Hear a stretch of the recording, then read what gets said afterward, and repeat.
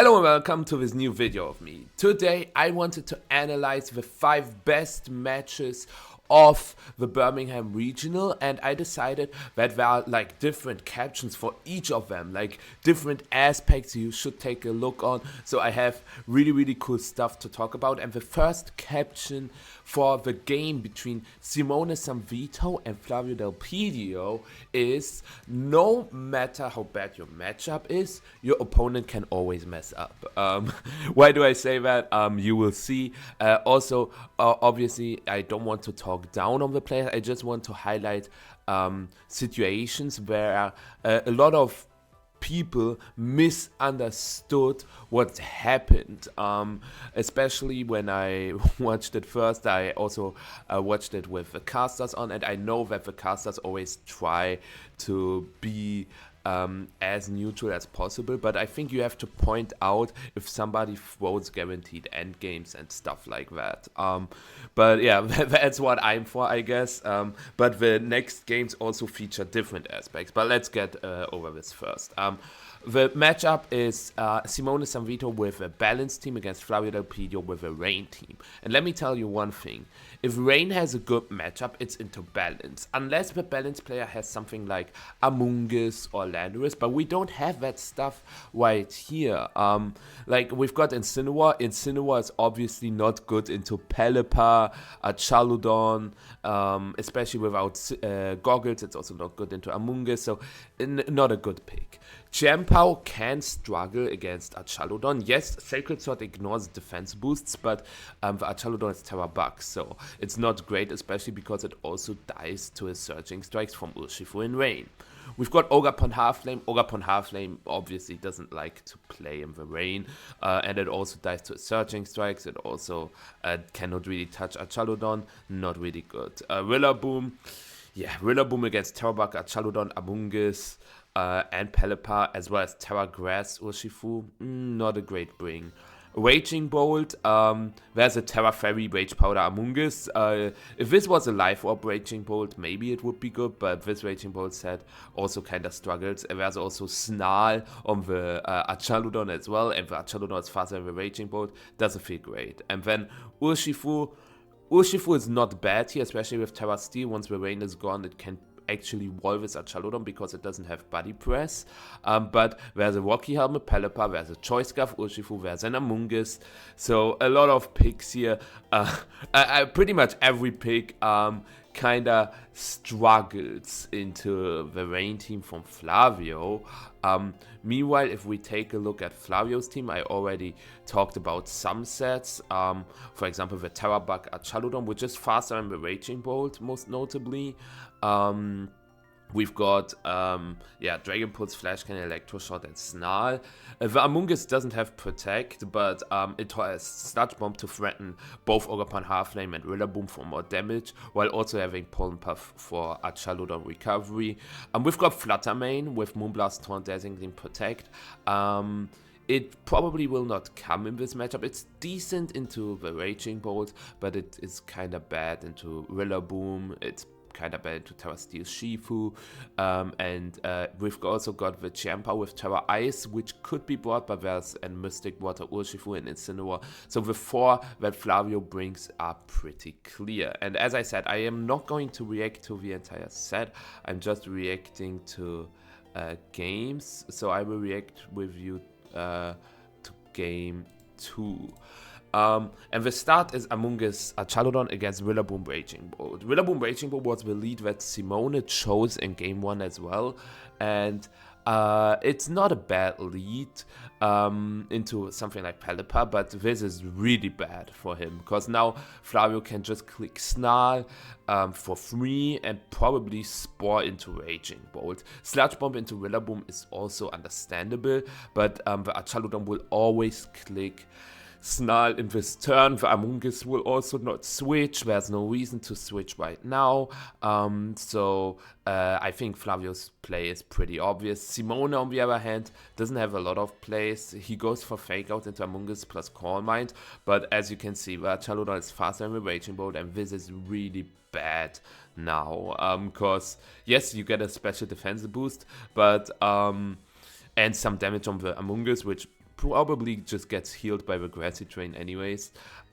So overall, a good term for Flavio, I would say. Especially because now he can just do the same thing with Snarl and Sludge Bomb into Rillaboom.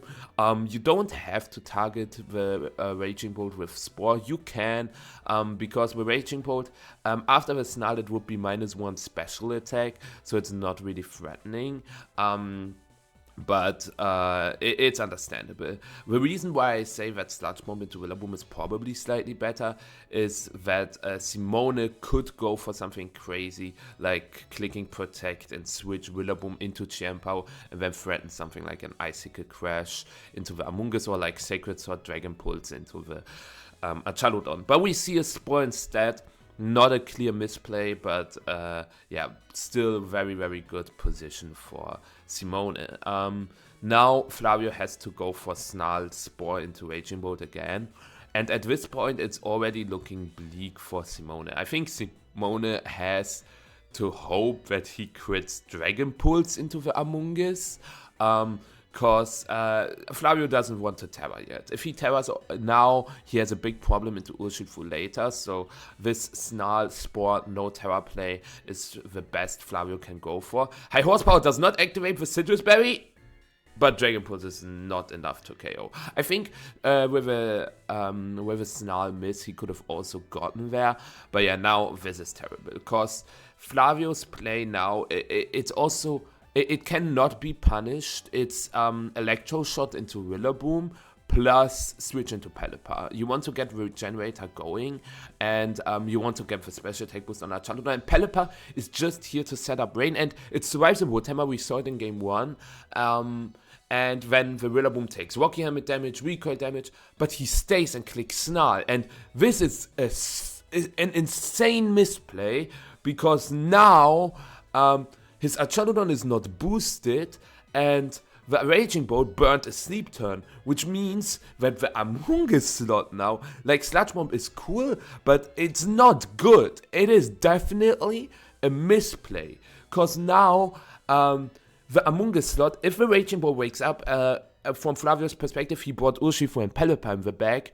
The slot just dies. The Amoonguss also doesn't have Protect. Wood Hammer Dragon Pulse pins that slot, and your Rillaboom, like if Amoonguss dies, you have a big problem against Urshifu, so you have to switch Amoonguss, but that means that Rillaboom dies, and that is actually good for Simone.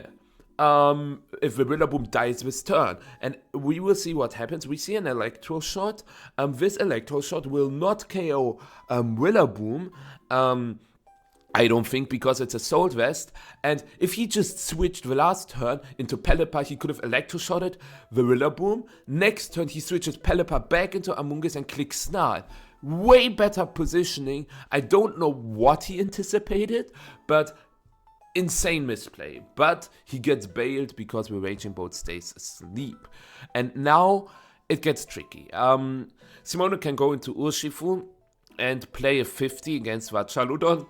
And I think that's the best play Simone had. It was to go into Urshifu, because if Achaludon goes Terra Bug, Mystic Water Rain boosted Surging Strikes does a ton, and if it stays this typing, Close Combat will do a ton. Instead, we see a Chienpao switch, and interestingly enough, we see a Thunderclap attempt into the Pelipper, probably expecting a play from Flavio, which is Hurricane plus Electro Shot both into Chienpao, and that way he can keep the Focus Sash. But now his position is pretty much, yeah, it's over. Tailwind was set up, and I understand the thought process Simone had, because the Pelipper is faster than the Raging Bolt. So if Chienpao drops, it's really bad, because you cannot really remove the Amoonguss anymore. But yeah, this is now pretty much over, because this turn Flavio can just go for a switch with Pelipper into Urshifu and Electro Shot into Chienpao. Or Snarl even. Snarl is probably better if you think you will hit. So it's a 95% chance, and we see the switch into Urshifu. It's the best play, because we see Amoonguss. And that's a misplay once again, but it's fine, because especially because Simone clicked protect, you now win the game pretty much guaranteed, because now you can pull the Terra Fairy on the Among Us, I think, because that shuts down the Raging Bolt, and you really don't want your Among Us to drop here, because Sanvi has Ice Shard on his Champo, so he could go for Ice Shard Dragon Pulse. I think the best play Flavio has is to click Snarl, Terra Fairy, Spore into the Raging Bolt, or into the Champo instead, but we don't see a Terra again, and we also do not see Snarl, which means that this Among Us drops now, and I don't know why he still has not Terra'd yet.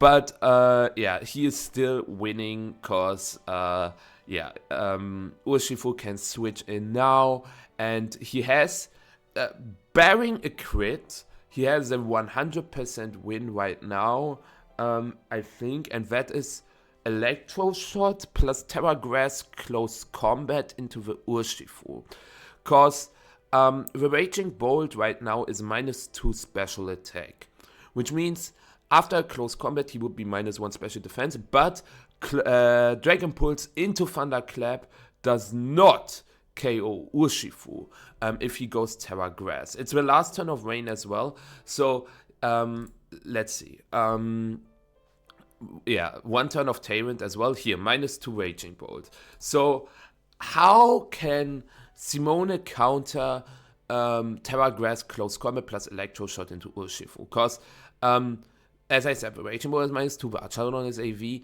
Dragon Pulse into Thunderclap will not KO Archaludon, it will not KO Urshifu, even with a -1 drop, which means he can go into for Electroshock Close Combat into Urshifu, and next turn he can click Close Combat Dragon Pulse into Urshifu again. I think the worst case is probably something like Dragon Pulse into Archaludon plus Protect with Urshifu, and then the Archaludon is maybe in range for Thunderclap. It still isn't. Because then next turn he can click Close Combat into Urshifu, KO the Urshifu, and then with Archaludon, I guess he clicks Flash Cannon into Raging Bolt, or just Snarl again, or actually Snarl again.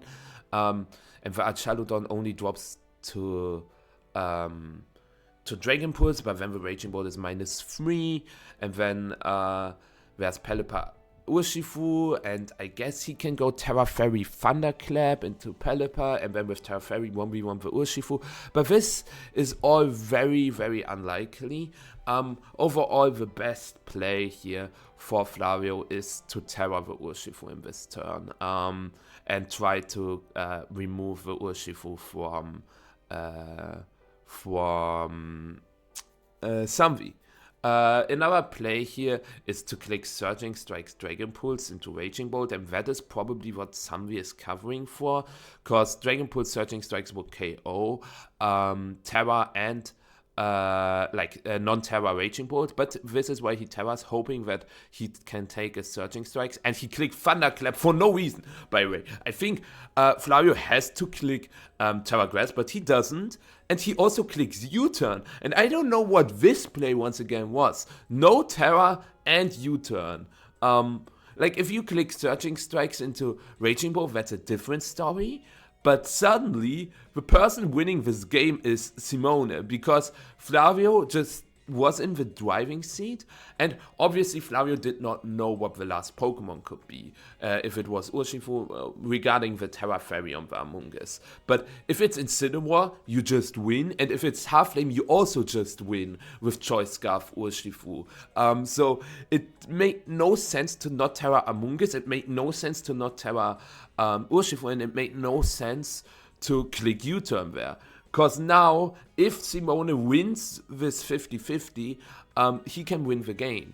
And the 50-50 is Flavio going to Terra the Archaludon? Because the Archaludon right now dies to Close Combat, which means that if there is no Terra, he can go for Thunderclap, Pelipper, Close Combat into Archaludon, but we see the Terra, and I think Simone did not need to click Thunderclap as well, because he clicked Surging Strikes based on this damage, but Archaludon was around 50%, and I would say with 1 Surging Strikes, actually, it's way safer that way. And this Archaludon now dies, and he also, once again, used the Terra, which now means that the Urshifu cannot go Terra Grass again, which also means that Simone is winning, but the Hurricane gets a confusion.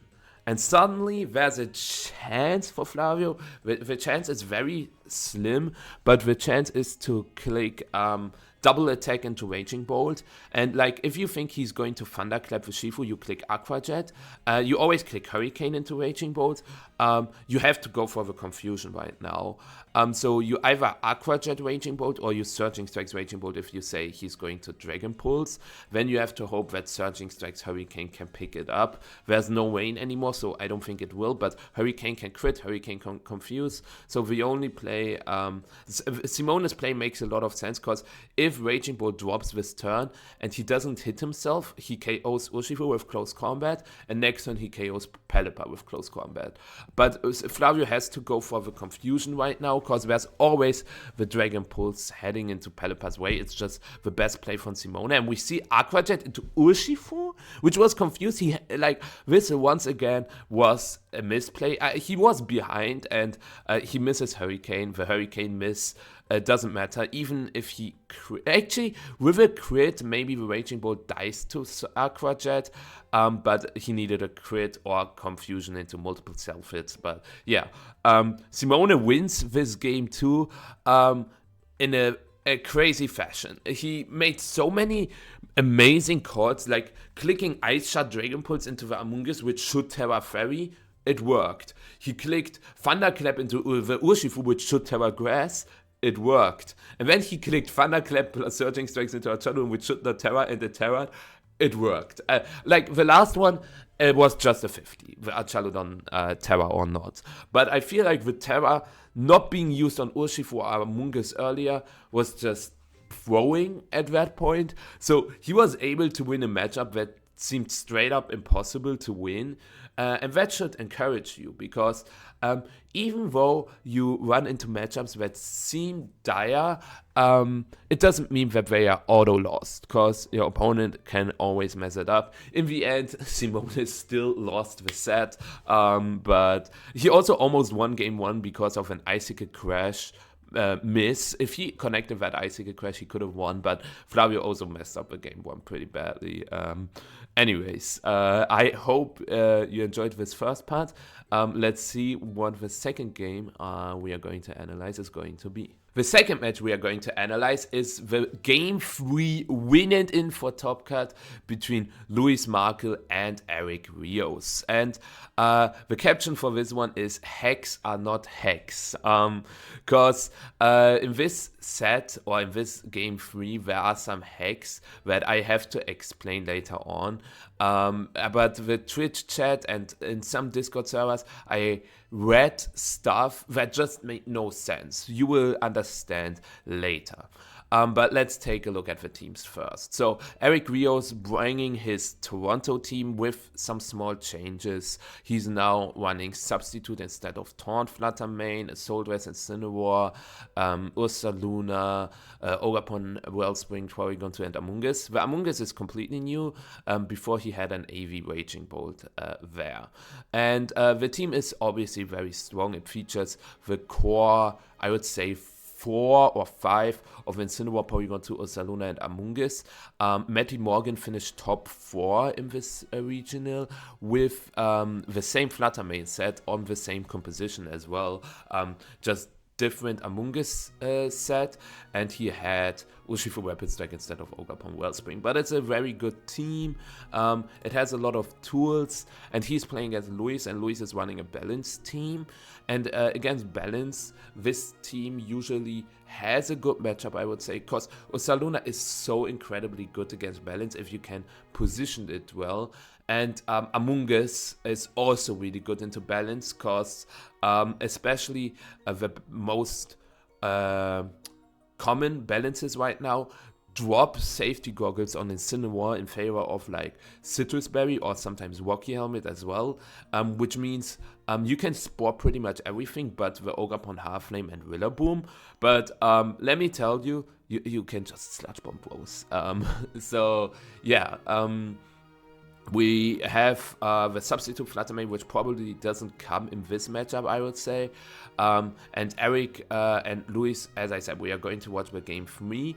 In Game 1 and Game 2, Eric brought the same 4 Pokemon he is going to bring in Game 3. And this is Luis' team. And Luis' team is also pretty standard. I think this is also what Justin Karras used in Toronto to get top 16 with. Marcus Harman also on the very same 6. This matchup against P2 balance, I would say you definitely need Urshifu. Urshifu is the key piece in this matchup because it can shred through Incineroar. It is decent into Ursaluna. You definitely need Incineroar to shut down the Ursaluna at least a little bit. You bring Rillaboom as a Spore immunity and Fake Out Pressure, and then the last, it can be Fluttermane. Like, you can lead with Fluttermane, but if there's a Mental Herb Amoonguss, it's not very good. Fluttermane also doesn't have Protect, but it's good as a switch in for Facade, I think. So I would probably bring Fluttermane. Spoiler, Luis has not brought Fluttermane in a single game, which is understandable. I remember that I beat Eric only because of my taunt Pain Split Fluttermane. He did not have Mental Herb Amoonguss back then, but let's see how the set goes. I think it was 229.35, something around here. So yeah, Instant Shifu in the lead and Instant P2 in the lead. So what you need to know is that in Game 1 and Game 2, Luis terrestrialized his Urshifu very early on to Terra Steel, which made him vulnerable to the Ursaluna later on, because he didn't have Terra Ghost available on the Incineroar anymore, and his Urshifu was weak to Headlong Rush. So the Porygon 2 gets a special attack boost. That's really good for Eric, and the Incineroar, this I should have maybe mentioned. From the Intimidate speed interactions, you can see that the Incineroar from Luis is faster than the Incineroar from Eric, because as you saw, it was first the Intimidate from Luis, then the Intimidate from Eric, and then the download from Porygon 2. So Luis has the faster Fake Out, so now he's immediately threatening like Fake Out, Surging Strikes, right? It's also pretty free to go for Surging Strikes because the Amoonguss does not carry a Rocky Helmet. I think Matty's version had a Rocky Helmet Amoonguss. It might have been Citrus Berry as well. There are some Rocky Helmet Amoonguss running around, but yeah, we see a switch into Amoonguss immediately with a Porygon 2. He doesn't want to take too much damage, and we just see a Fake Out trade. So overall, good turn 1 for Eric, because now he's threatening Spore into the Urshifu immediately. His Amoonguss is not threatened by a knockout because the Incineroar from Luis is intimidated. And yeah, Spore switch into Porygon 2 makes a lot of sense, I would say. Because if the Urshifu stays and goes for Surging Strikes, which is the most threatening thing right now, we will have a sleeping Urshifu, right? And if the Urshifu decides to switch, then you get a free switch into your P2. Obviously, getting knocked right now would not be good, but it's not very likely that Luis clicks knockoff into the Incineroar right now. It's more likely that he clicks like Detect Parting Shot, but we just see Surging Strikes. Maybe followed up by a Flare Blitz to KO Terra Grass Incineroar or get a lot of damage, but no, we see a Parting Shot into that slot instead. Covers for a switch into Porygon 2 quite nicely, and if this is now a Spore attempt into Incineroar, it's really good for Luis, because he could go into Rillaboom right now, or he goes into Ogerpon Halflame, which could next turn threaten a KO with Terra Fire Ivy Cudgel. And I think going Halflame here is better, and this is what we see right now. And this situation is pretty tricky for Eric, because his Porygon 2 does not have a lot of physical defense investment, because you saw how much with Searching Strikes did. And now the tricky thing is that Luis, even if Eric decides to switch Amoonguss into Incineroar, I am pretty sure that a Terra Fire Ivy Cudgel KOs with Porygon 2, because you will be at neutral attack, but you get the boost from the Terra with the Ivy Cudgel. So how do you cover for Terra Fire Ivy Cudgel into the Porygon 2? There's no great way to cover it. You could click like Terra Fire Rage Powder with your Amoonguss, because with Rage Powder you can redirect the Ogerpon if it Terras, and if it doesn't Terra, it doesn't KO the Porygon 2. Like Terra Fire Rage Powder plus Trick Room could be an option, but then you just get mega demolished by Urshifu, right? Because Searching Strikes KOs everything. So that's not really an option, which is why I think Luis is free to go for Terra Fire Ivy Cudgel into Porygon 2. So the way that Eric kind of punishes that is, it's so crazy. It is switch Porygon 2 into Incineroar and click Spore into Ogerpon Halflame. Really bad play if the Ogerpon targets the Amoonguss, or if the Ogerpon doesn't Terra, but this situation right now is really good for Luis.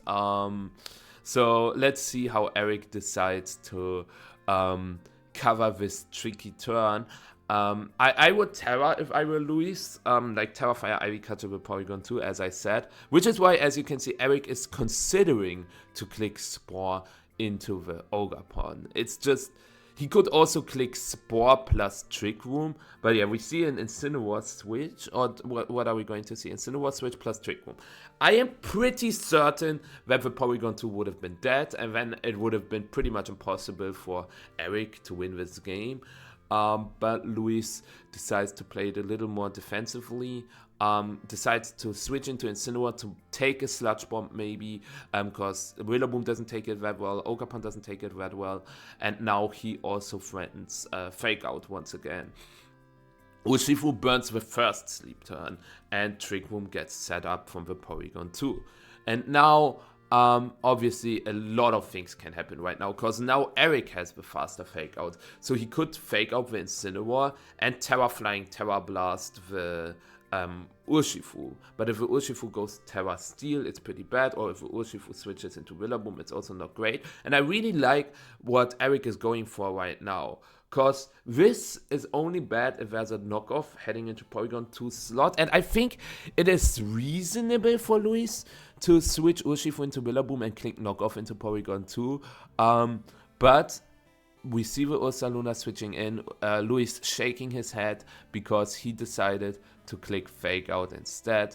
And now Eric is in an incredible position, because the Urshifu also slept for a second turn, and staying asleep here is good and bad for Luis, because later on he can switch Urshifu into a Spore without falling asleep. But the bad part is that he can sleep for a third turn. So, yeah, staying asleep here. He got Fake Outed anyway, so it didn't matter if he woke up or not. But it matters for Amoonguss interactions later on. So, yeah, this turn now, Ursaluna is in. 3 turns of Trick Room. No Fake Out available. Really, really bad for Luis. I think Eric has multiple plays here. He can Headlong Rush the Incin or Facade the Urshifu. Headlong Rushing the Incin is better if the Incin just stays. It might just drop. Or if you want to Facade the Urshifu, it's also totally valid. Because if it stays asleep, you just win. It's just annoying, I guess, if the Urshifu clicks...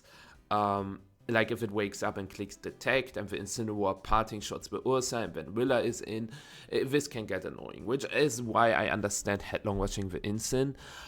With his own Incin, he also has 2 options. It's either clicking Knockoff into the Incineroar from Luis, because that removes either the Citrus Berry, or you get the knockoff into the Terra Ghost Incin, which also removes the Citrus Berry.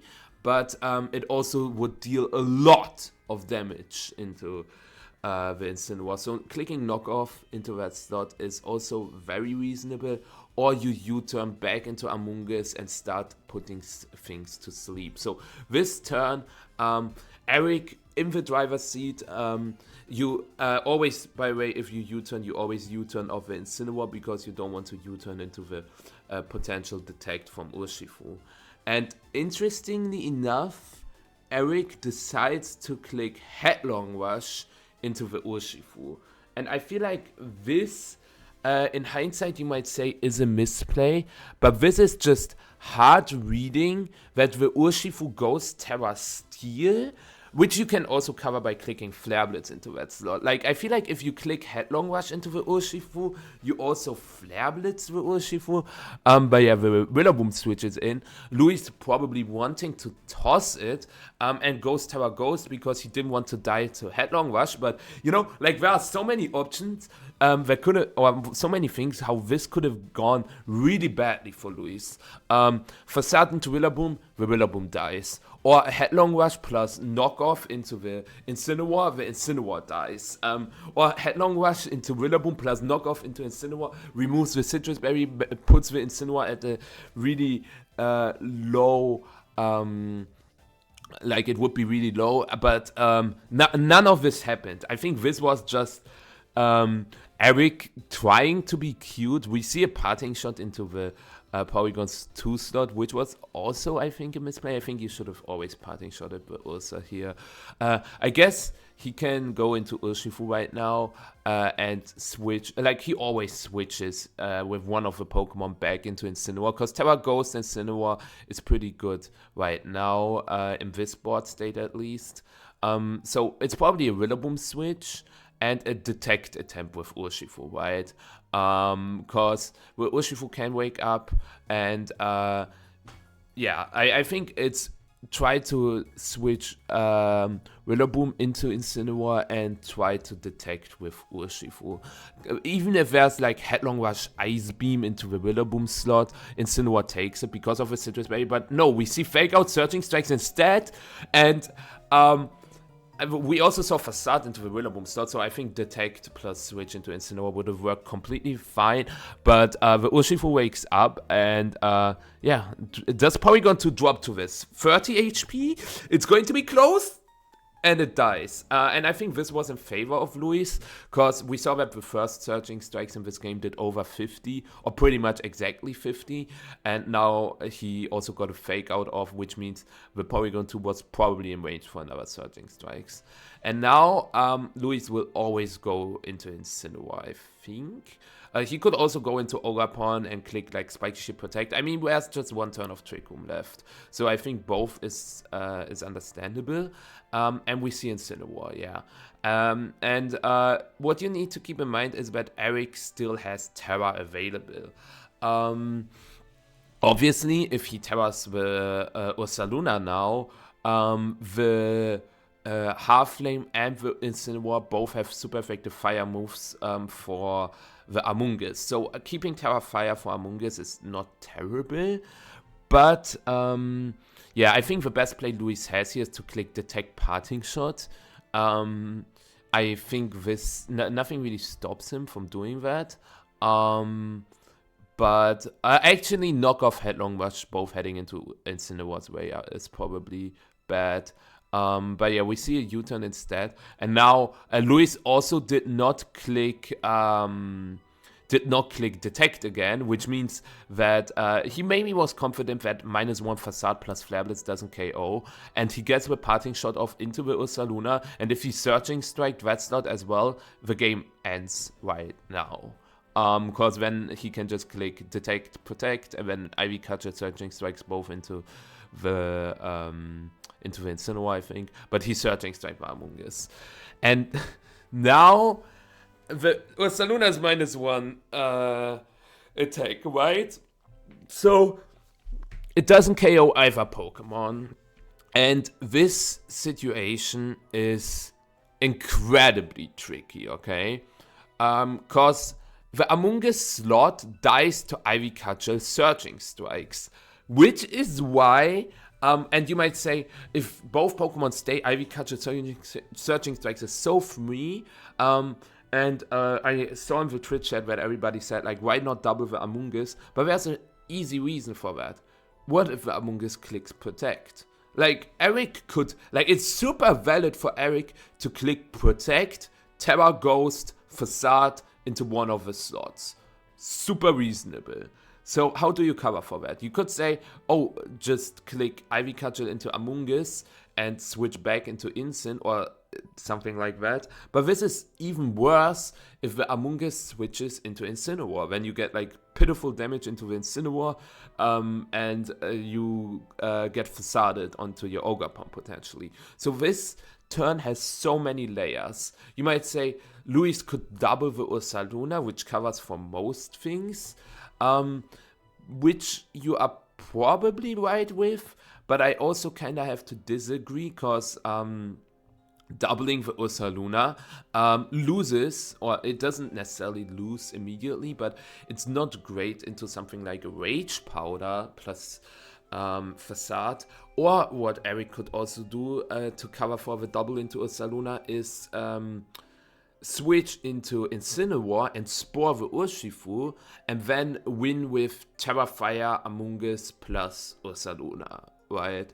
There are so many options in this turn that there is almost no right or wrong. Some options will get covered more by others.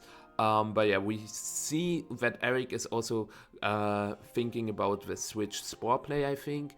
And this makes a lot of sense. And I think, obviously, Luis can double the Amoonguss right now. But as I said, if the Amoonguss clicks Protect, it's really bad. And spreading the damage, Ivy Cudgel, Searching Strikes, it covers for a lot of options, not every option, unfortunately, for Luis. Also, this Ivy Cudgel didn't do as much damage as I thought it would. This Searching Strikes now knocks out this Incineroar, and this is where things will get messy, because Luis does not have Terra anymore, Eric does, and this is what I mean with Terra Fire Amoonguss being so threatening right now. The thing is, Eric kinda has to predict which slot the Incineroar switches in. Is he going to Headlong Rush the Urshifu and Sludge Bomb the Ogerpon? That's not great, because then you get defense drops, and you really don't want any defense drops. I think the best play Luis has is probably to switch Urshifu into Incineroar and maybe click Spiky Shield, because that only is bad if Eric decides to spore the Urshifu slot. And we see a spore attempt into the Ogerpon, and it worked for Eric. Really bad turn for Luis. I think this was supposed to be Spiky Shield switch into Incin, because then next turn you can click Fake Out Amoonguss plus Swords Dance, and then you threaten a KO with Ivy Cudgel.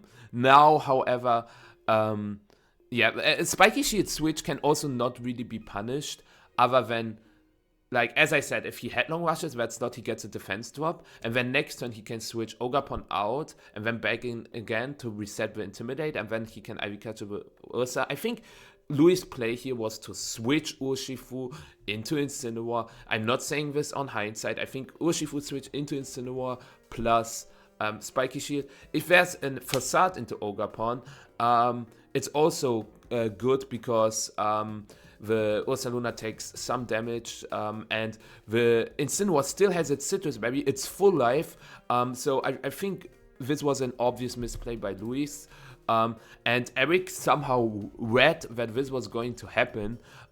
It's funny, because against my play, Eric would have just Omega lost, and I think it was just a no drawback play, so it's kind of incredible that Eric spotted the misplay, and the misplay also happened.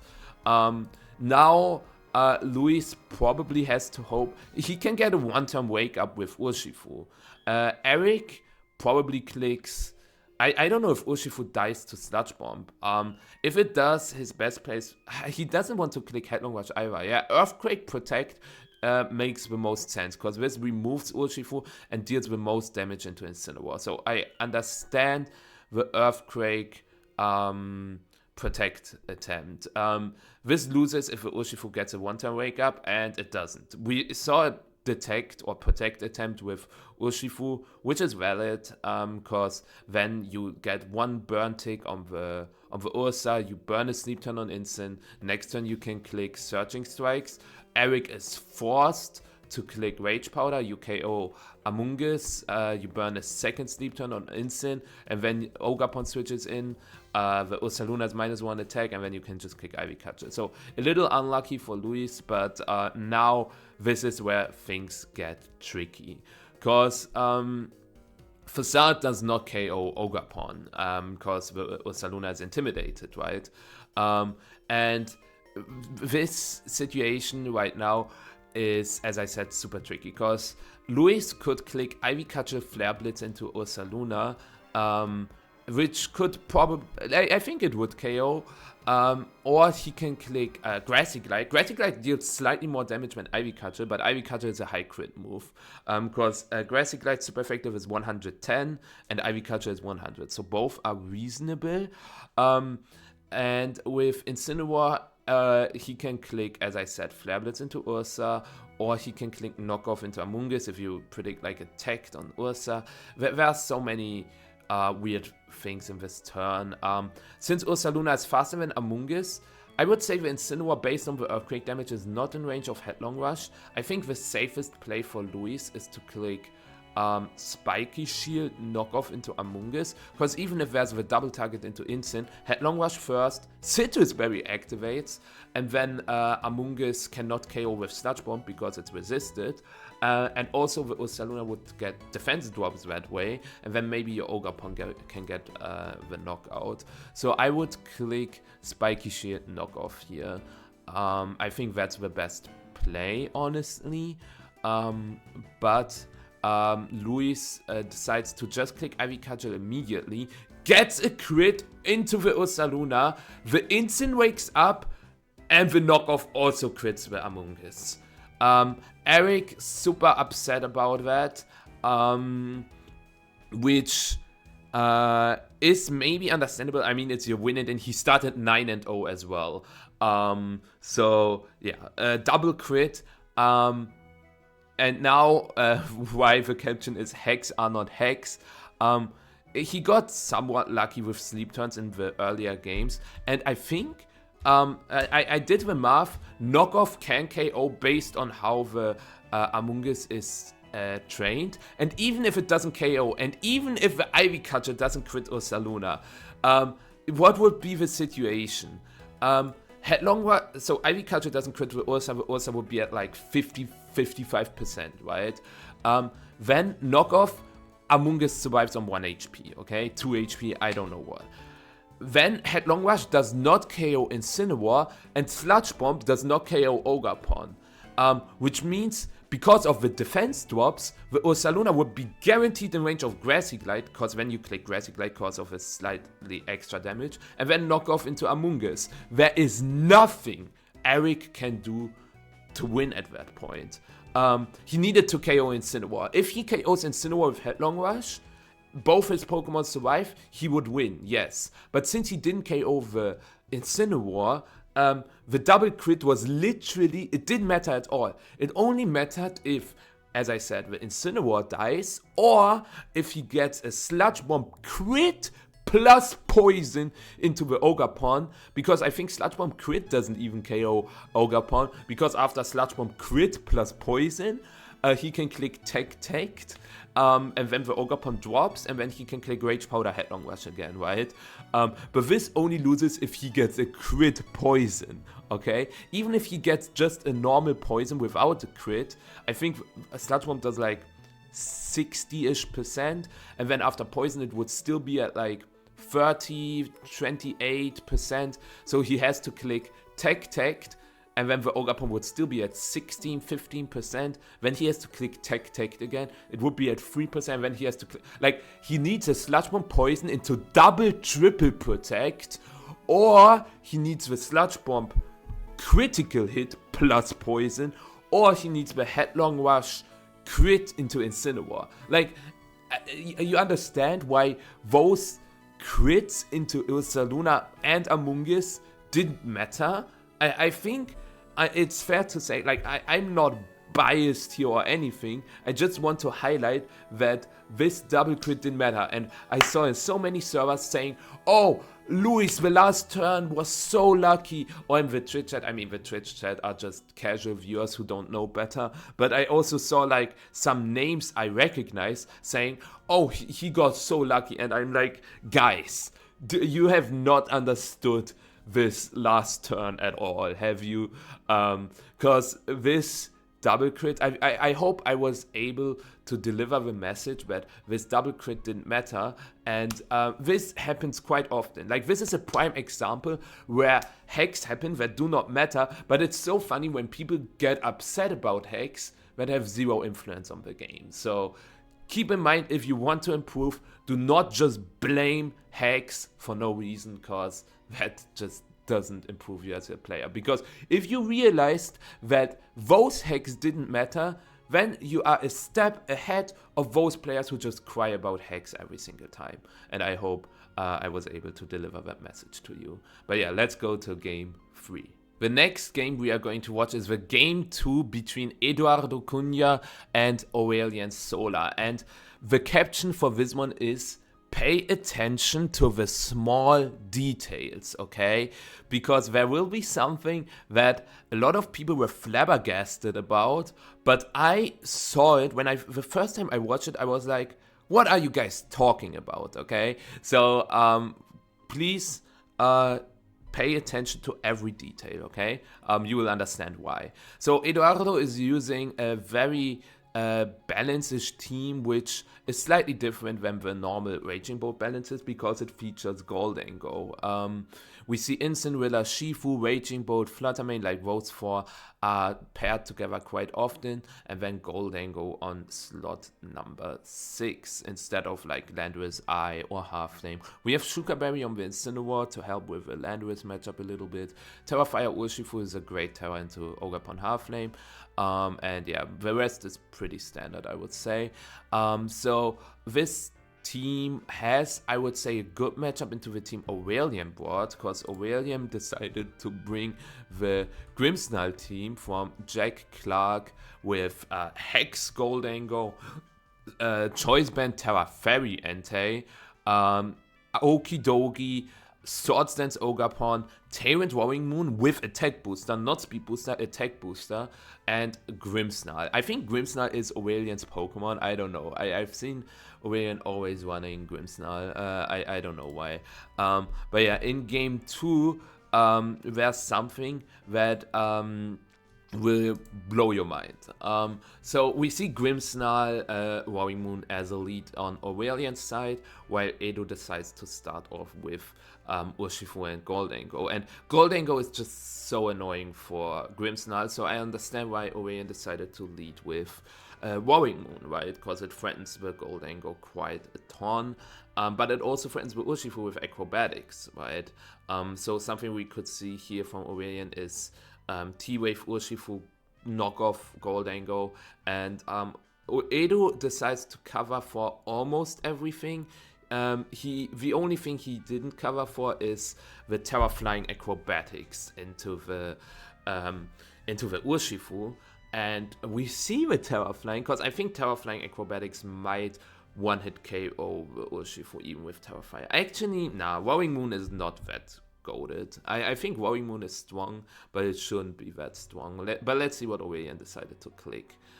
We see a Protect attempt on the Goldango, and we see Acrobatics, and no T-Wave, no screens. Instead, we see a Spirit Break probably into the Goldango, and yeah, Edo hard reading the Terra and going for Surging Strikes is some crazy work, because now Aurélien is in trouble. it's just so Jova, because Aqua Jet Nasty Plot is so free. Aurélien makes a clever switch into Ogre Pawn Wellspring, but this seems so doomed for Aurélien, I don't know. Because, yeah, Light Screen gets set up, but Edu also not going for Make It Rain immediately, but for Nasty Plot instead. And now Edu can go for Close Combat Make It Rain pretty safely, I would say. Aurélien can get the Reflect up as well. I think Edu could have also clicked double attack into Ogre Pawn, like Close Combat plus Shadow Ball, because yeah, the Grimmsnarl is not threatening right now, and this is why sometimes Grimmsnarl feels like a liability. This Sword Stance is pretty nice, because now you could one-hit KO the Goldango, and based on this close combat damage, I think the Make It Rain does not KO. The Shadow Ball would have. With Shadow Ball, the game would have ended right now, which is why I am not sure why Edo decided to click Close Combat, Make It Rain. Maybe the threat of Grimmsnarl was still too much. Nah, it was always supposed to be Close Combat Shadow Ball, let's be real. And now we see the Roaring Moon switch. And I don't understand why Aurélien decided to do that. Probably baiting an Aqua Jet. And let me tell you something. It worked, because they baited the Aqua Jet successfully. And the Ivy Cudgel actually does OKO Goldango, and Edu not very happy with this. And now you have to start. I cannot talk. You will start to understand why you have to pay attention to every detail, because it has something to do with Okidogi and Raging Bolt. Okay. Now this turn is pretty tricky. I think Detect Dragon Pulse into Ogre Pawn is probably the best play Edu can go for, because Raging Bolt should also survive a high horsepower Ivy Cudgel. But we see a Horn Leech attempt into the Urshifu, and Dragon Pulse from Raging Bolt KOing the Ogre Pawn, okay? And Aurélien just decides to click high horsepower into the Raging Bolt, but now it's Okidogi against the world, right? Because now there's no Terra available anymore either, so how can Okidogi win this? It's with the screens, right? Because the cool part right now is Edo has to save Urshifu to get through with Okidogi a little better, but he also cannot really save the Urshifu, because if he switches into Incineroar with the Urshifu slot and Aurélien decides to click something like Tyrant High Horsepower into the Raging Bolt, things can get messy because of upper hand as well on the Okidogi. So yeah, there's no safe play for Edu, and he's just trusting his Raging Bolt to win the 2v1 against the Okidogi. I think he has to click Calm Mind first, but we see Aqua Jet Dragon Pulse instead, and Aurélien will always click Drain Punch into the Urshifu. As I said, Tyrant High Horsepower is also an option, but I feel like if there's an Incineroar switch, you rather want to KO it with Drain Punch first. But Aurélien probably click Tailwind with the Roaring Moon, is my guess, to not get hit by Thunderclap. And also, Okidogi behind screens in Tailwind would just demolish Edo now. And right now, Aurélien can win the game off the bat, if they get this turn right. Because there's the option to also, once again, Raging Bolt outsped the Okidogi. Just so you know. And why Core Mind first was better is that the Okidogi will just Drain Punch with damage it just took against the Incineroar anyway. So there's the Fake Out plus Core Mind play. If this was an upper hand, Okidogi probably would have won alone. And did you notice, this is why I said pay attention to the small details. The Okidogi flinched before the Raging Bolt clicked Core Mind. But the turns before, the Raging Bolt always clicked Dragon Pulse before the Okidogi attacked, right? Do you understand what this means? It means that those Pokemon are speed tying, okay? We see this, like, in this turn just now, we got the confirmation that those Pokemon are speed tying. And now Aurélien can win if they call the play correctly. This was not called correctly.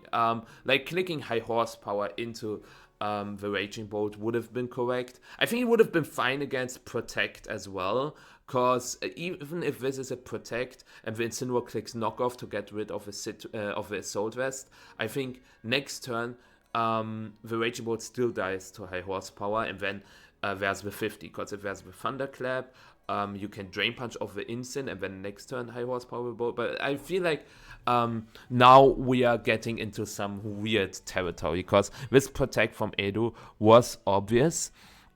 And by the way, if you saw the Calm Mind interaction, maybe I should KO it. The Calm Mind happened before the Drain Punch. So other than this one flinch, Raging Bolt was faster every... No, never mind. Here you can see they are speed tying. I just wanted to highlight, in this turn, once again, you see that the Okidogi was faster. But as I said before, the Raging Bolt was faster. So it is 100% confirmed to be a speed tie. And why I'm highlighting this is that in the last turn, the casters, and also once again in a lot of Discord servers, I saw, wait, it was a speed tie all along, and I was like, guys, you literally saw that it was a speed tie 5 turns ago. Anyways, Dragon Pulse comes off. This time, Raging Bolt is faster, and high horsepower does not KO Raging Bolt. And since this is a speed tie, things are getting incredibly messy, because I would say that Thunderclap KOs. Thunderclap basically is 80% of the strength of Dragon Pulse. So you have to, quick math lesson, you have to subtract 20% of the damage dealt against Okidogi. So let's say this is 60%, also funny how Okidogi looks right now. Let's say this is 60%.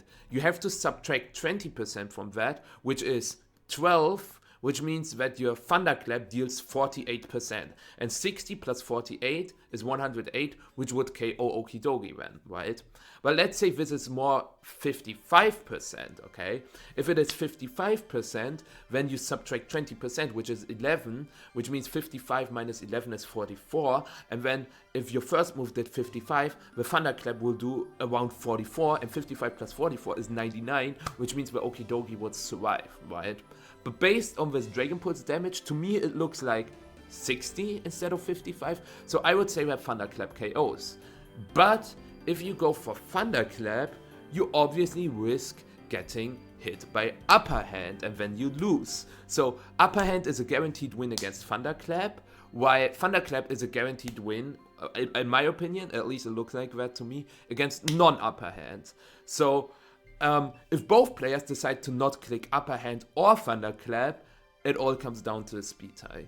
So, yeah. Edu first clicks Protect to scout what Aurélien clicks, and Aurélien decides to click Drain Punch.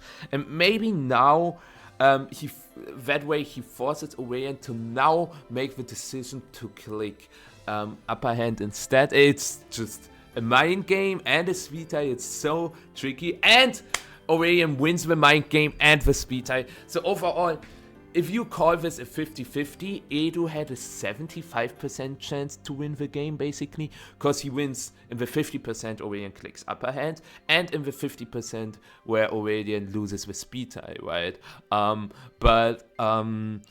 Yeah, and in this turn, like, the caster turned crazy and said, oh my god, it was a speed tie, and I was like, yeah. It was, and we already knew that for half a decade. Like, I just wish that if, like, I'm not hating on the casters, by the way. They are doing a phenomenal job. They are doing way better than years ago, and they keep improving, and I really love what the casters are doing. But I really wish they would also highlight the small details. Maybe it's also to create hype, saying, oh my god, it was a speed tie all along, without giving it away beforehand. But sometimes I just...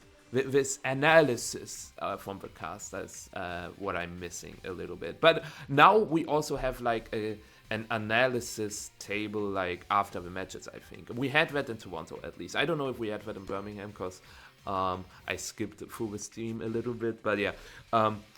What I want to showcase with this game mostly is that sometimes like the flinch interaction gave away that it was a speed tie, and if you were not careful enough or if you haven't paid enough attention, you missed it, and then maybe Edu, like let's say Edu missed all that, maybe he thought he was faster all along, and this is why it never makes sense to click Thunderclap there, but always Dragon Pulse. I know that Edu noticed that, but let's say you were in Edu's position, okay? You might have missed that, so maybe Aurélien also clicked Drain Punch instead of Upper Hand because they thought maybe Edu missed the speed tie. It's just, there are so many layers to this endgame, not just 50s, not just speed ties, there was so much, which makes this game really, really interesting, and I hope you learned that you should pay attention to everything that's happening. You can see speed interactions based on how abilities trigger, like which Intimidate triggers first. Your Incineroar, the opposing Incineroar, or maybe Grassy Surge versus Intimidate. Like if you have a 110 speed Rillaboom, but your the opposing Incineroar Intimidate triggers before your Grassy Surge, you know that your Rillaboom is slower than Incineroar. So that's how you can figure out speed interactions. You can figure out speed interactions with Grassy Terrain Recovery. Let's say Raging Bolt gets Grassy Terrain Recovery first and then Okie Dokie, then that means that they are either speed tying or the Raging Bolt is faster, but it definitely means that the Okie Dokie at least isn't faster. And you can also see it with like flinch interactions like this one. There are so many layers that you should like keep an eye out on to improve as a player. In general, I think those games are really good to show how many different layers they are to improve as a player. But yeah, let's head into the game number 4, because that game also features something entirely else. The fourth game I'm going to feature, it will be the game 3 in the top 8 set between Markl, Silva and Hengyue Zhang, because I think the end game of that is super interesting. This caption is called Possibilities because probably this was one of the most interesting turns in the entire VGC history. You think I'm over exaggerating, but stay tuned for that because I think this is going to be very interesting, and I called this Possibilities because there are always a lot of options, right? You can go for move A, move B, switch, and you also have to take into account what could your opponent do, so a lot of possibilities, right? But in this particular endgame, I think you can learn so much. It's low-key insane, but we will get to that in a bit. On Marko's side, we have a Sunwomb team featuring some very cool tags like Terra Flying Farigiraf, which is really good next to Ursaluna because you just spam Earthquake next to your Farigiraf and you are also immune to priorities, which is pretty cool. We've got Torkoal, another Trick Room abuser. Speaking of abuse, Fluttermane can abuse the sun, which is pretty cool.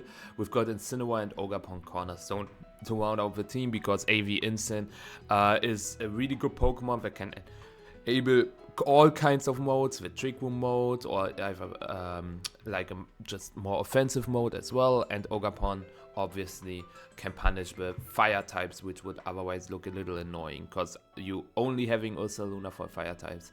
Yeah, that's not great. Yeah, really cool team. Also something new, Dill, Yeomans and him cooked up something very cool. And on the other hand, we have Hengyue Zhang with, I think, just the most standard Iron Crown Regidrago team there is. There is a cool tag in Scary Face Tornadus. Usually you see either Icy Wind or Protect on it, I would say. But this one has Scary Face instead. Nonetheless, the rest seems pretty standard. I don't think there's anything in particular that stands out. The Iron Crown is special attack booster, and yeah, Woodhammer, Ogre Pawn. I think some might play Power Whip or even Horn Leech, but this one is Woodhammer.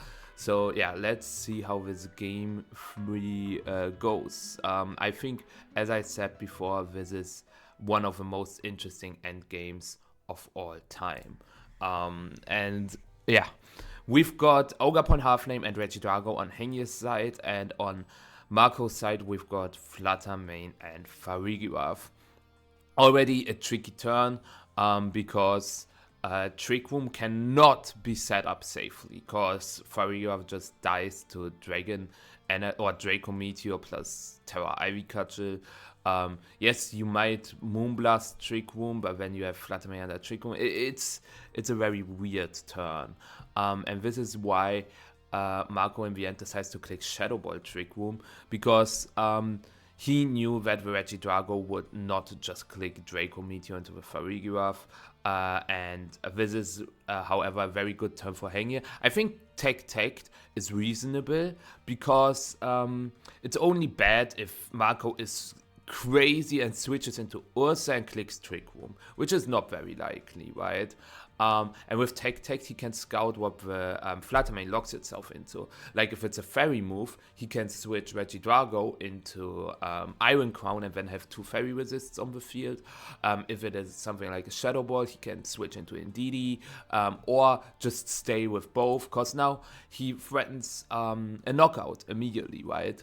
With Terra, Ivy Cudgel plus Dragon Energy. I think that is pretty free, because the Flutter Mane right now is the slowest Pokemon on the field, so Markrl's position is really, really bad right now. And we see a Flutter Mane switch into Incineroar, which makes sense. You want to get the Intimidate down, you have an Assault Vest, so that play is very reasonable. The Hyper Voice is also smart, because you might argue that Psychic into Regidrago is a little stronger, but getting the damage on the Ogre Pawn is also valuable, because that way you can KO it with something like Knockoff Hyper Voice, maybe. Not quite, I would say, but also it's important for a Shadow Ball endgame later on. But yeah, we see the Dragon Energy and probably the Ivy Cudgel heading into the Flutter Mane slot. Yes. I think this could have also been Ivy Cudgel into Farigiraf, because if the Flutter Mane stays, it's locked into Shadow Ball. It's not too bad, since Trick Room is up, right? And then the Farigiraf would be pretty low. I think it would have been reasonable to Ivy Cudgel the other slot as well. And now we see Ursaluna switching in, which is somewhat risky, because this slot, I think Hengyue just double attacks in this turn, because both Pokemon, actually Markl can get a knockout on something like Regidrago with knockoff Psychic, but I still think that as long as you don't give the Ursaluna the free room in the Trick Room, you're fine. But interesting enough, we see a switch out with Ogre Pawn into Indeedee, and also no protected attempt on the Regidrago, also giving the Farigiraf a Psychic Terrain boost potentially. But yeah, we see Draco. Getting rid of Farigiraf is smart, because that way you can ensure that there's no second Trick Room going up later on. However, now Incineroar can switch in. Terra is used on Hengyue's side, so this right now, since the Incineroar is also slower than the Ursaluna, which means right now in the Trick Room environment it's faster, we will see a knockoff into Indeedee and most likely a Headlong Rush into Regidrago. It could also be a Facade into Regidrago. I think Headlong Rush is better, just in case there's a random switch into Iron Crown. Going for knockoff Facade both into Indeedee covers. Iron Crown might survive that, actually. I still think Headlong Rush is better than Facade here. Yes, you get the defense drops, but I feel like covering for the switch is still better. But I don't think that Hengyue will go for a switch. But yeah, we just see Protect, and Vendidi might just go for something like a Psychic into Ursa. I think it didn't even have Psychic, it was just Dazzling Gleam. But yeah, the Incineroar gets the Rocky Helmet damage, should not matter too much. And yeah, the Facade goes into the Protect. So now we have one turn of Trick Room left, okay? And this is where things get incredibly interesting, because we will see Ogerpon switching in, which makes sense. Yeah, 3 turns of Psychic Terrain, 1 turn of Trick Room. And now, if Markl just decides to knock out Regidrago, it's pretty bad, because then Iron Crown switches in, and he probably just loses to something like... Actually, if he U-turns Facade, the like double targets with Regidrago here, Fluttermane switches in, yeah, he probably loses. Which is why he clicks U-turn Facade into Ogerpon, which seems slightly better, I would say. I mean, it would come down to some weird mind games if he doubles the Regidrago. Actually, no. U-turn Facade Regidrago, the Regidrago dies here, and then you can probably always click Shadow Ball into Iron Crown plus Facade, or like Headlong Rush into Ogerpon. Oh, it would be super tricky. But not taking the KO. I mean, if you ignore Ogerpon, the Ogerpon just attacks, you lose for sure. But now your Ursa has to take this Draco.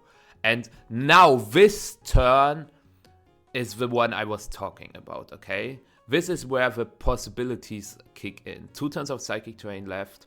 You might say, oh, it all comes down to if Shadow Ball KOs the Ogerpon or not, right? And you are not mistaken with the fact that if Shadow Ball KOs Ogerpon, Hengyue has no chance to win, and Markl guaranteed wins. But it's still an Ogerpon, right? And it still has like 75%. I know it's a choice-based Fluttermane, but Ogerpon has a really good special defense stat. We see Terra Fairy, which makes sense. You don't need Terra Fairy on your Fluttermane. You don't need Terra Grass on your Instant. So this Terra makes a lot of sense. And we see Shadow Ball not being enough to get the knockout. And we see Ivy Cudgel into Fluttermane, which in my opinion is a misplay. Because now, just imagine Markl clicked Earthquake, okay? Then the game ends for Hengyue, right? Earthquake, just game over. Actually, it depends, because if Incineroar is not able to one-hit KO Iron Crown, there's like the 50 involved if the Ursa protects or not, because it could be protect knockoff and then just Flare Blitz, but if Iron Crown targets the instant, you have to click Headlong Rush, stuff like that, right? But now Hengyue just clicks Expanding Force or Tachyon Kata into Ursa and Earth Power into Instant. Actually, Terra Grass might have mattered for this, but then he just clicks Dragon Energy Expanding Force or something, or Earth Power Expanding Force. But yeah, Hengyue was able to win that game 3. And I want to talk about this turn where the Ogerpon survived the Shadow Ball, okay? Like in this turn, we've got so many options, okay? And this is what I mean with possibilities. How likely would you say is that Ursaluna clicks Protect? Not Switch, not EQ, not Headlong Rush, but Protect.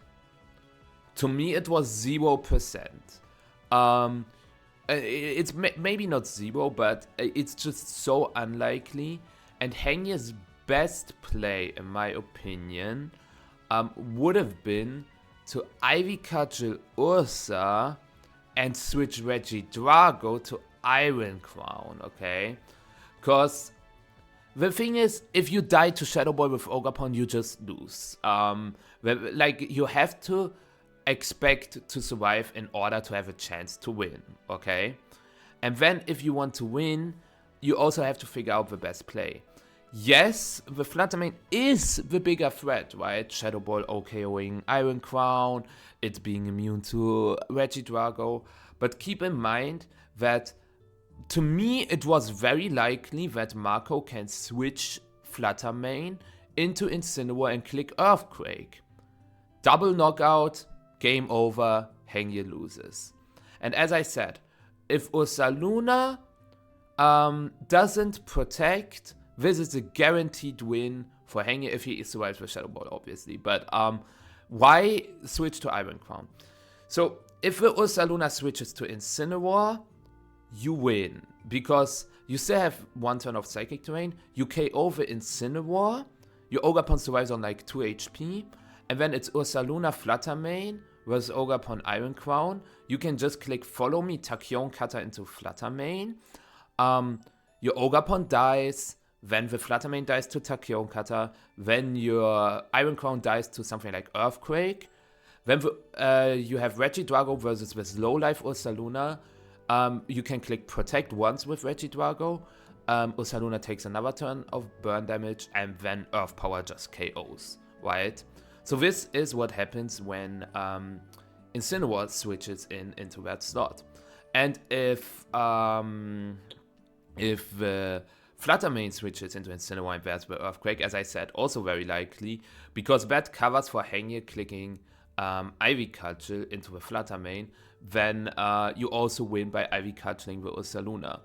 Which is why I think Hengyue misplayed.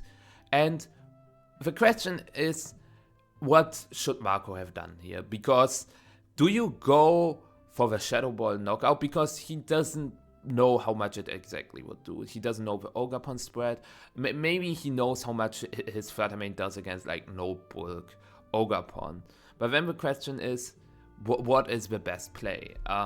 Just hope that it KOs?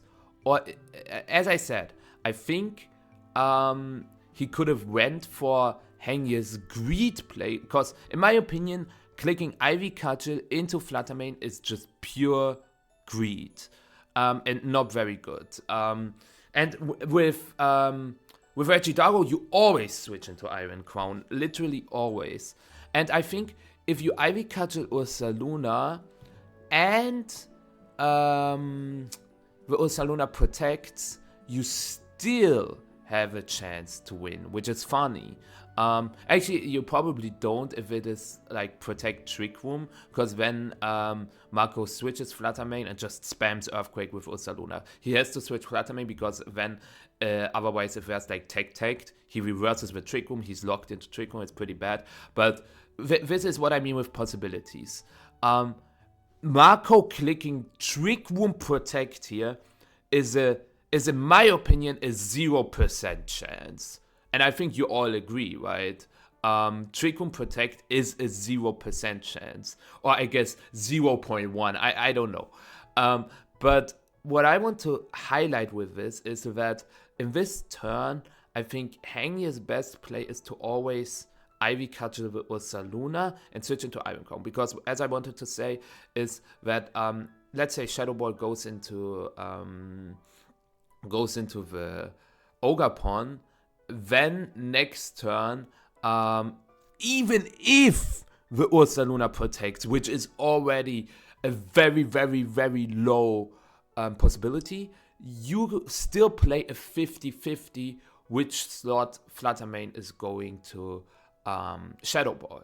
Because if you protect the correct slot, you win the game. If it's Shadow Ball into Ogerpon, you can click Spiky Shield, Tachyon Cutter into Fluttermane, and then Regidrago Ogerpon would win.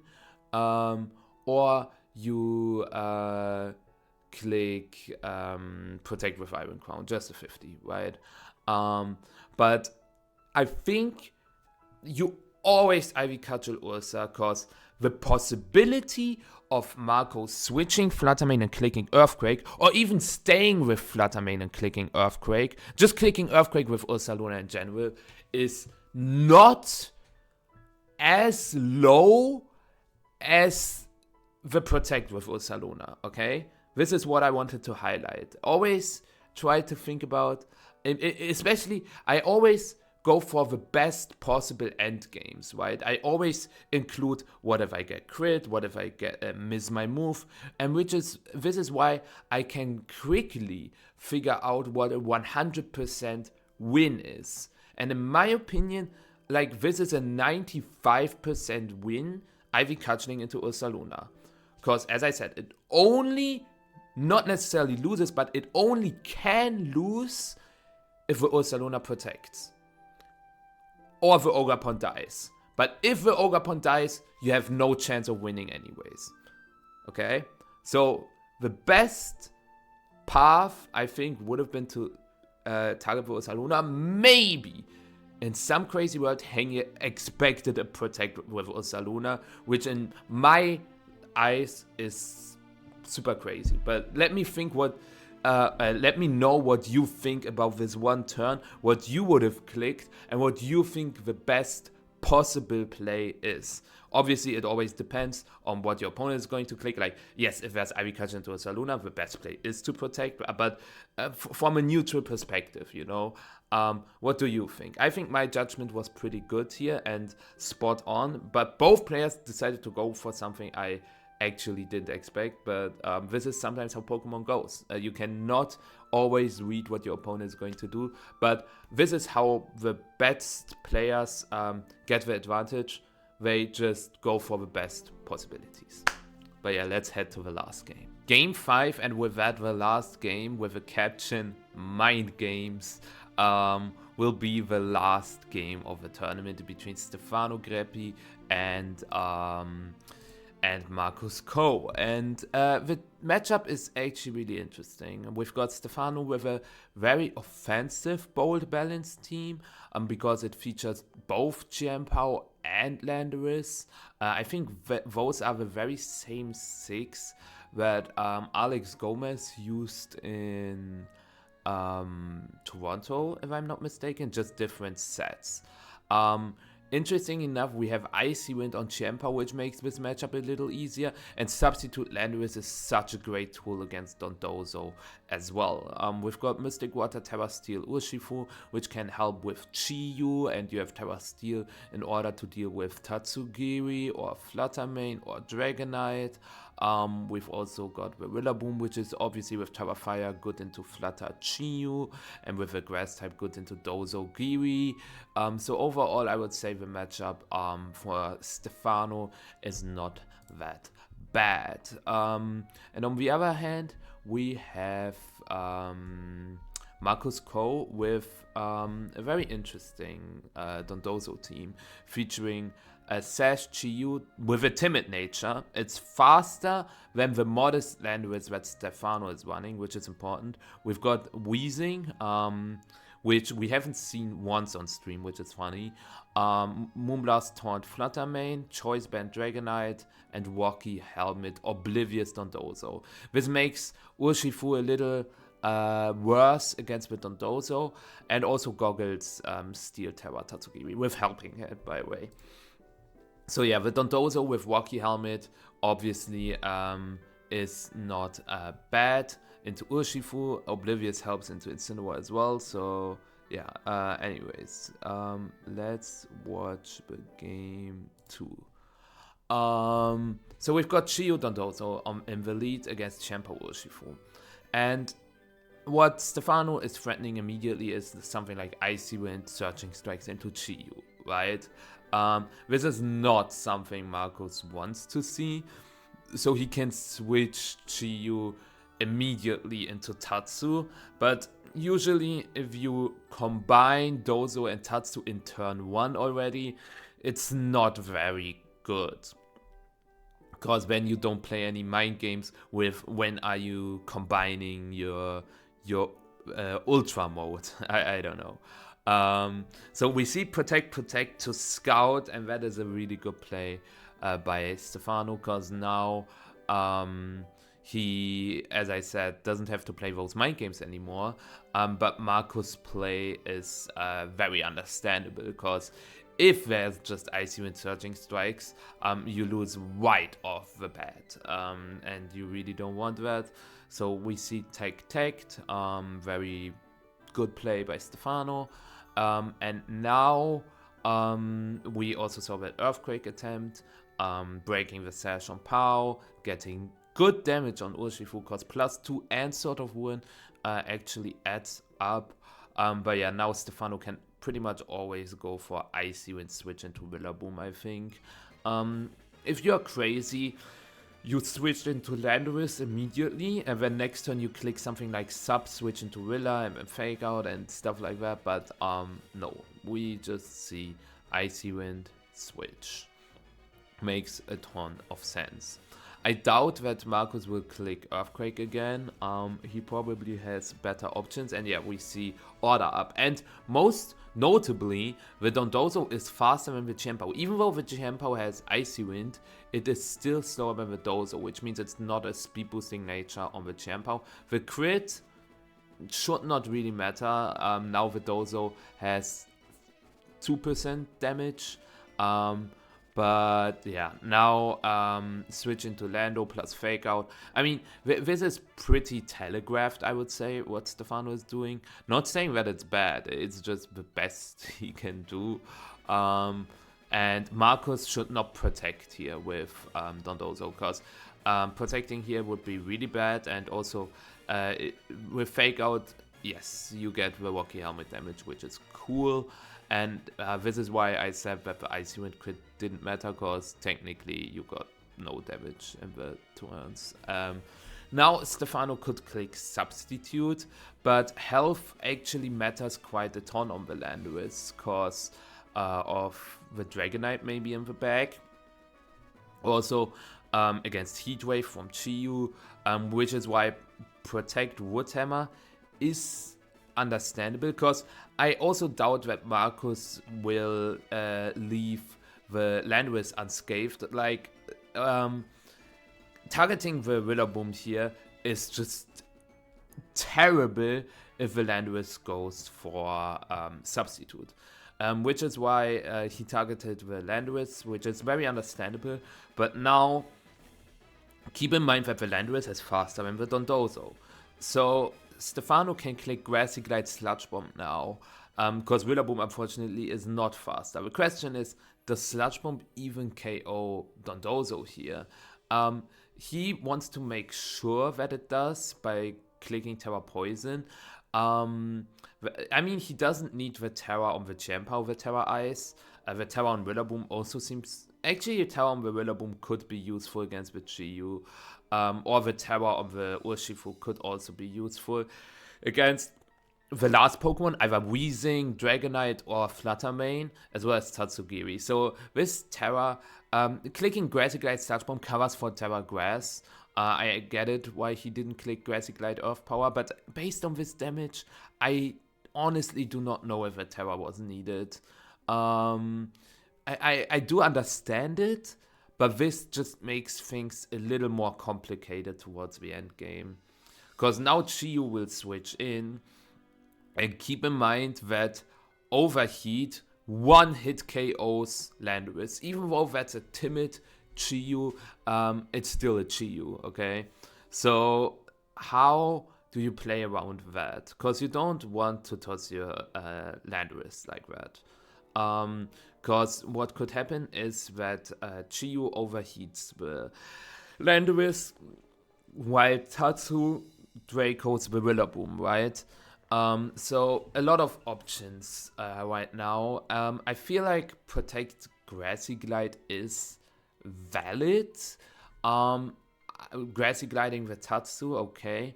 Because if this is now Overheat Draco, he probably wins by going Chiempo after and then start clicking Icy Wind Earth Power. But we see a switch with Tatsu. Game 1, Marcus brought Dragonite, but this game, he brought Fluttermane instead. And this is why not having Terra Steel on Urshifu can bite him. Also, somewhat a crazy play from Marcus, just switching and clicking Heatwave. Because Landorus could have just gotten a KO, but it worked out for him. So now Marcus is suddenly in a great position. Stefano is forced to go Urshifu, because if he goes Tianpao, yes, he has Sucker Punch, but there's the threat of Terra Fairy Moonblast into Tianpao plus Overheat into Landorus, so he has to Sucker Punch and then get a KO with Aqua Jet, but then once again the KO, like without a double protect, Marcus will get 2 KOs, which would be really bad. So that's why he is forced to go into Urshifu, and he's also forced to go for switch Aqua Jet, because Fluttermane otherwise does not get KO'd by Aqua Jet, right? So I really do like this play. And then again, like once Fluttermane is gone, can you beat Chiyu plus Tatsu? But Marcus calling that and going for a switch into Tatsugiri, plus clicking Heat Wave once again. Landorus could have done way more again, but it didn't, because Stefano keeps respecting the overheat, but it just doesn't happen. And now suddenly Marcus is in the driver's seat, because Shifu, Lando.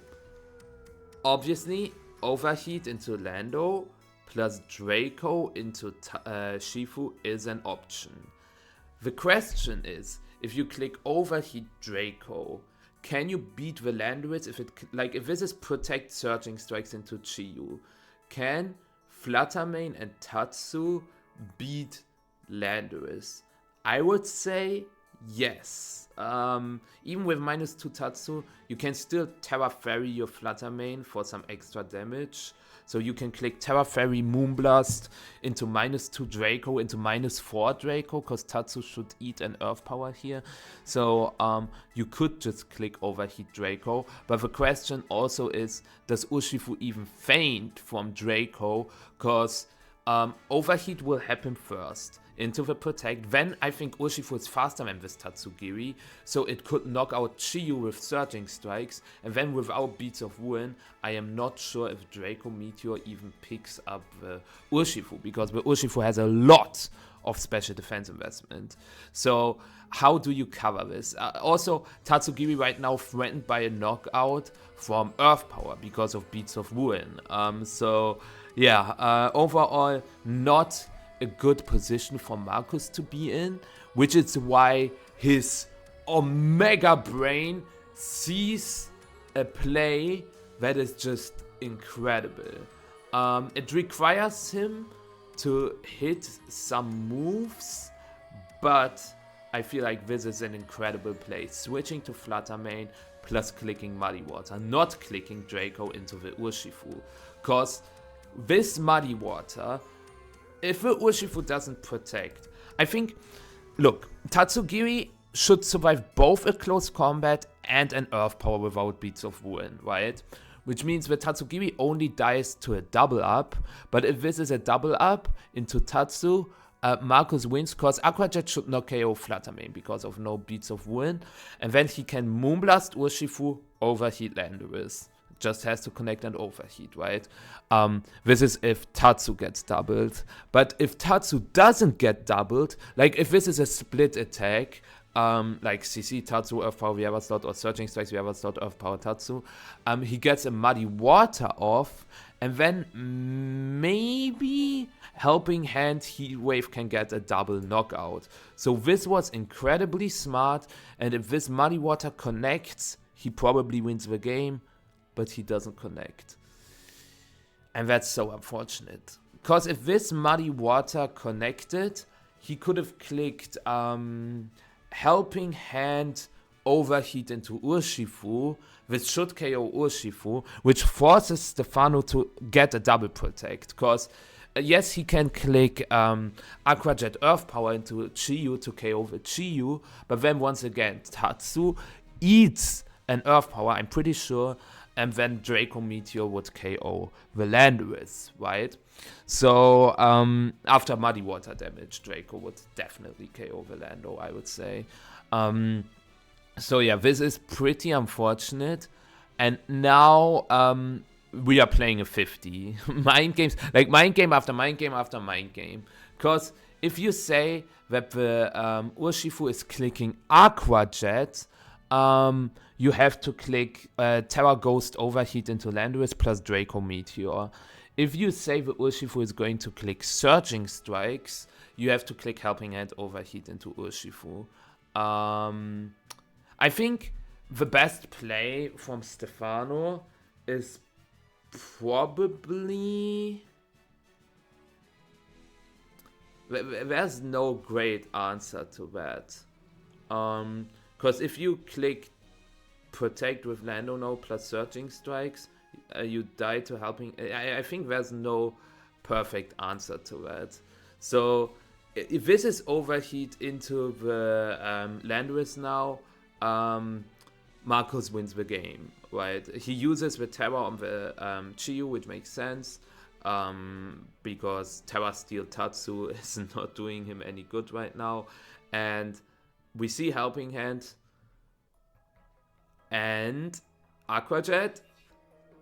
Unfortunately for Markl, he clicked the Helping Hand Overheat play. So the next 50 won by Stefano.